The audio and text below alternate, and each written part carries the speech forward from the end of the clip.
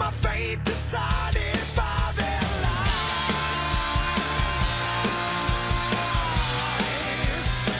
Final demise.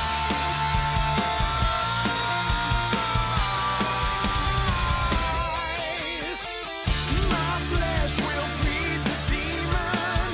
No trial, no case for reason. I've been chosen to pay with my life. Madmen define what mad is, turning witches and saints to ashes. Rising masses marching to find heretic blood.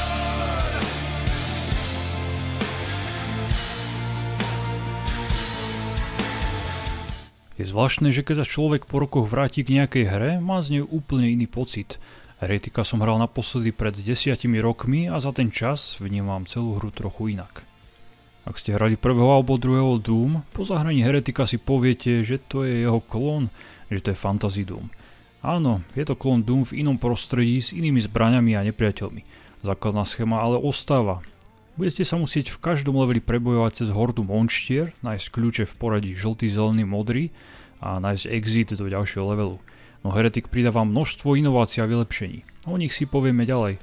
Hráči boli po prvom Doom hladní a chceli viac obsahu, nové strieľačky, ktoré by si mohli zahrať. Prvá verzia Heretika vyšla v roku 94 na DOS a mala len 3 epizódy, no o 2 roky neskôr vyšla rozšírená verzia s podnázvom Shadow of the Serpent Riders, ktorá pridala ďalšie 2 epizódy. Túto verziu si dnes môžete kúpiť na Steame za 5 €. Heretik bol vyrobený firmou Raven Software. Prvá ich hra Black Crypt vyšla v roku 92 na Amigu. Prekvapivo to bol dungeon, no všimnite si grafiku a zasadenie. Ravenov to už od začiatku tiahlo k temnej fantázii. Ďalšia ich hra Shadowcaster vyšla o rok neskôr na DOS a bežala na modifikovanom engine z Wolfenstein 3D, ktorý dostali od id Software. Bolo to akčné RPG, v ktorom ste sa mohli transformovať do iných fóriem. Potom sa Raveni rozdelili do 2 tímov. Jeden pracoval na hre Cyclones, ktorý bežal na engine ako Shadowcaster, no trochu vylepšeno a vyšiel v roku 94 na DOS. Druhý tým pracoval na hre s pracovným názvom Mage, ktorá bežala na engine z Doomu. id Software túto hru distribuoval a spolupracoval na nej aj John Romero, dizajner Dooma, ktorý Ravenom radil, ako používať počítače s operačným systémom Next Step. A z hry Mage sa nakoniec vykľul Heretik.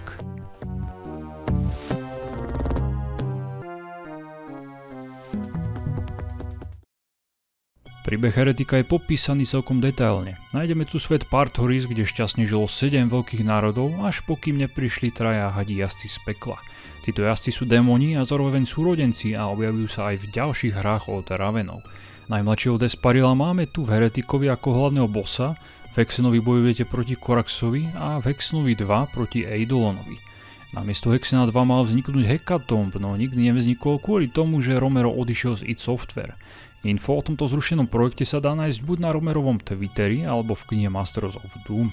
Späť k príbehu. V Parthorisu sa jazdci ukazovali ľuďom ako veľkí mágovia, preto oblbli väčšinu ľudí, ktorí ich začali uctievať a postavili im chrámy. Keď bolo 7 národov v ich moci, dvaja jazdci odišli a nechali tu len Desparila, ktorý mal pripraviť svet na apokalypsu. Na mystickú silu jazdcov boli imúni len prastarí elfovia, kedysi boli označovaní za posvetných ochrancov, no tým, že neúctievali jazdcov, stali sa z nich heretici, preto boli lovení a upaľovaní armádou 7 kráľov. Niekoľko posledných elfov sa skrylo, no Corvus sa chcel pomstiť. A vy budete za neho hrať, aj keď v prvej hre nemáme, no to dostal až v pokračovaní. Heretik beží na modifikovanom engineu Doomu. Poprvý raz v histórii pridáva do hry inventár, môžete si listovať predmetmi, zbierať ich a používať. Môžete sa pozerať hore a dole, to bola veľká novinka, pretože v Doomovi to nešlo. Boli tu také vychytávky, že v 2,5D hre ste mohli lietať. Graficky sa Heretik od Dooma v podstate nelíšil. Ak hráte pôvodnú DOS verziu, najväčší mínus môže byť rozmazanosť, kedy na slabom rozlíšení nevidíte vo väčšej vzdialenosti dosť dobre nepriateľov. Dnes si môžete hru zahrať pomocou GZ Doom, takže 4K rozlíšenie, podpora grafických kariet a vďaka tomu Heretik vyzerá dobre aj dnes. Veď sa pozrite na tie efekty vody, to je fyzika. Nad level designom musím jednoducho len zatlieskať, pretože je prehľadný. V každom leveli nájdete množstvo skrytých miestností, kde sa vaľujú mocné predmety a zbrane, takže sa oplatí nájsť ich všetky. A ak hráte na vyššiu obťažnosť, nachádzanie týchto tajných miest bude kľúčové. Dá sa nájsť aj mapa, ktorá vám vyznačí všetky miesta, kde ste ešte neboli a ukáže aj tajné miestnosti. Každá epizóda má 8 levelov, plus jeden tajný, do ktorého sa dostanete druhým skrytým exitom. Existuje aj 6. epizóda s 3 levelmi, no tie sú určite len pre deathmatch a dá sa do nich dostať len cez heart. Potešila existencia brnenia, ktoré znižuje získané zranenia. Ďalej ma potešil inventár, v ktorom som si mohol hromadiť získané predmety. Po každom leveli sa predmety ale strácajú a vždy zostane len jeden, preto ich vždy použite, ak ich máte viac a nešetrite s nimi. Máte tu ružové lektvary alebo urnu na obnovenie života, pochodeň namiesto noktovizoru, časovanú bombu v tvare presypacích hodín, vajce, ktoré premení nepriateľov na sliepky, no stále môžu útočiť, tak bacha na to. Potom Shadow Spear, ktorý vás premení na ducha, alebo lietanie, ktoré si do ďalšieho kola nepreniesiete. Čo sa týka obťažnosti, tie majú veľmi divné názvy. Sú takou paródiou na ranú modernú angličtinu. Je ich 5 typov a čím ťažšiu si vyberiete, tým bude po leveli viac monštier a menej power-upov. Pri najľahšej obťažnosti vám monštra uberú len polovicu poškodenia a keď budete mať málo života, automaticky sa použije lektvar na život. Naopak pri najťažšej obťažnosti sú monštra a ich strely o 300% rýchlejšie. Ja som hral na 4. obťažnosť z 5, ktorá mi vyhovovala najviac.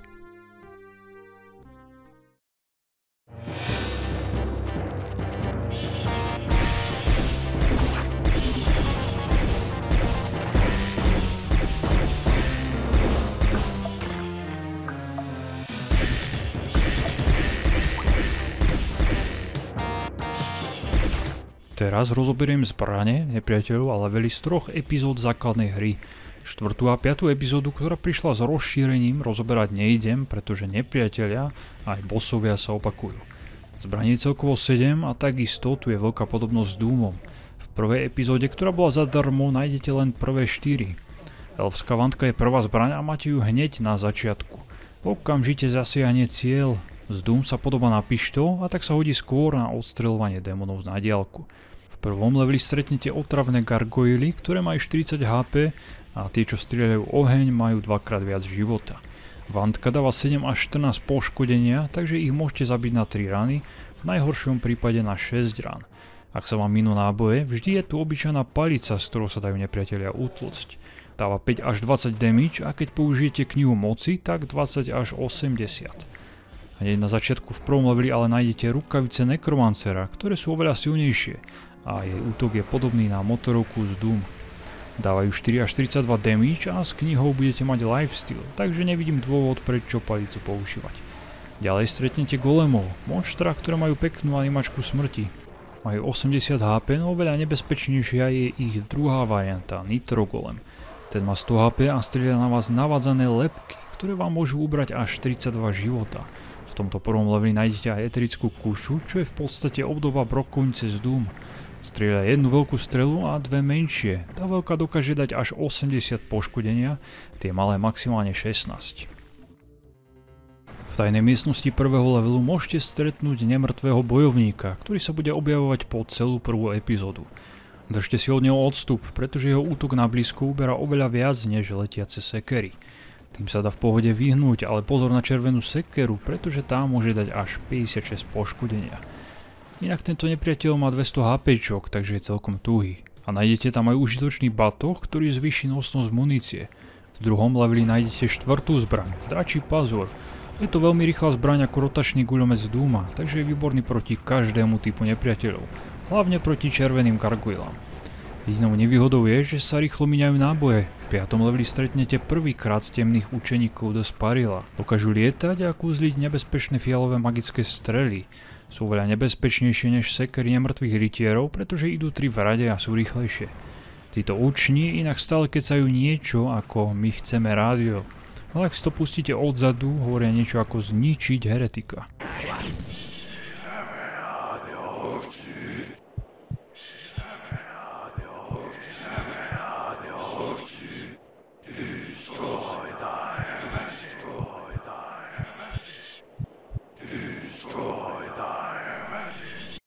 V V 6. leveli sa nachádzate v katedrále. Doceníte dizajn a celkovú atmosféru a dostanete sa aj na cintorín, kde bude plno golemov. Tento level je zaujímavý pretože sa cez neho dostanete do tajného levelu prvej epizódy.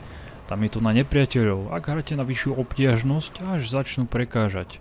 Finálny level prvej epizódy je veľmi priamočiary a na konci si zabijete železných líchov, lietajúce rohaté hlavy. Nie sú silní, pretože po leveli nájdete dostatok kníh moci a prsteňov nesmrteľnosti, takže ich zabijete veľmi rýchlo. Inak majú každý 700 HP a 3 typy útokov. Buď na vás pošlú ohnivý stĺp, ľadovú strelu alebo tornádo, ktorý síce moc neuberie, no hodí vás do všade prítomnej lavy. Títo lichovia sa v ďalších epizódach budú objavovať ako radoví enemáci. To bol stručný rozbor prvej epizódy. Druhá sa dohráva na ostrove so sopkou, kde sa Desparilové armády zgrupujú. Začínate v kratéri a ste obklopení lavou a nepriateľmi. To bude v tejto epizóde časté, tak si zvykajte. Už v prvom leveli môžete nájsť v skrytých miestnostiach novú zbraň a predmet. Objaví sa nový nepriateľ Vere Dragon, síce má veľa HP, až 220, no je veľmi jednoduchý. Na diaľku strieľa len ohnivé gule. V prvom leveli ich stretnete veľmi veľa a máte málo zbraní, tak odporúčam sa im vyhnúť, zobrať kľúče, otvoriť si exit a ísť rovno do ďalšieho levelu. Druhý level je dizajnovo excelentný, pretože sa väčšina tajných miestností otvorí až keď si otvoríte exit. A príde ďalší nový nepriateľ Saberclaw, má len útok na blízko a spôsobí vám problémy len vo väčšej skupine. Novú zbraň Hellstaff som našiel až v druhej úrovni, aj keď sa dá nájsť už v prvej. Strieľa veľmi rýchle strely a je podobná na plazmovej púške z Doomu. Jej vylepšeným útokom bude padať na nepriateľov magický dážď.